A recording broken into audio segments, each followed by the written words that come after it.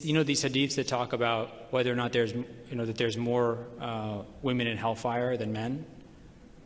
Do you know that actually in the chapter of Sahih Muslim that deals with this issue, the first report in that chapter is an opinion of Abu Huraira. It's not a prophetic hadith, it's an opinion of Abu Huraira.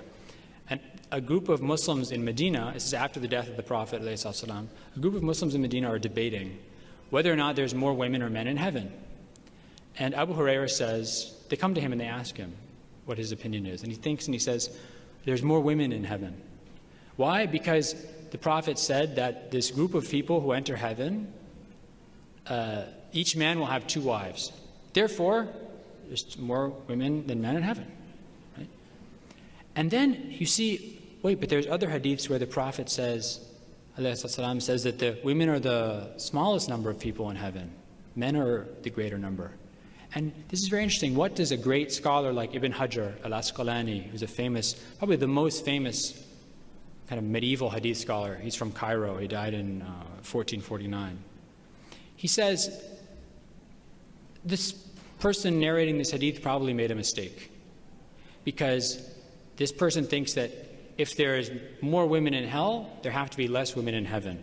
Whereas if women are the majority of mankind, Ibn Hajar says, if women are the majority of mankind, then even if you have exactly half of all men going to hell, and exactly half of all men going to heaven, and exactly half of all women going to hell, and exactly half of all women going to heaven, you still have more women in both heaven and hell.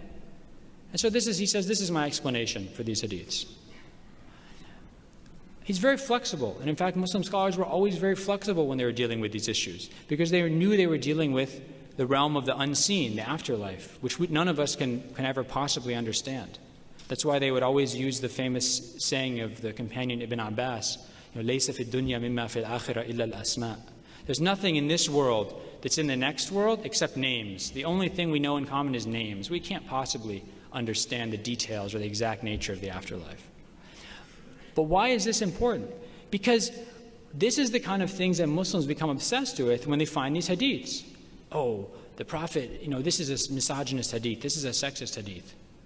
No, it's not.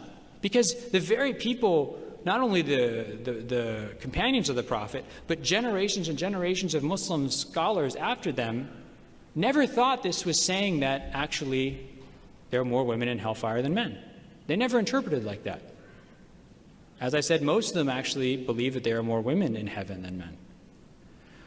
What were they interested in? They were interested in the wisdom that the second part of all these hadiths, no one ever talks about the second parts of the hadiths, right, where the Prophet says to the women he's talking to, he's trying to give them lessons to help them improve their lives.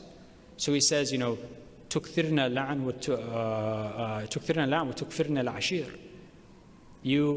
You're women, you're cursing a lot, and you're being ungrateful to your husbands. And he continues and he says, what is ungrateful? It means your husband is always good to you, but then one day he doesn't do something good for you, and you say to him, I've never seen anything good from you. And this is a very interesting phrase. I think maybe people in the room have heard the phrase before, right? It's possible.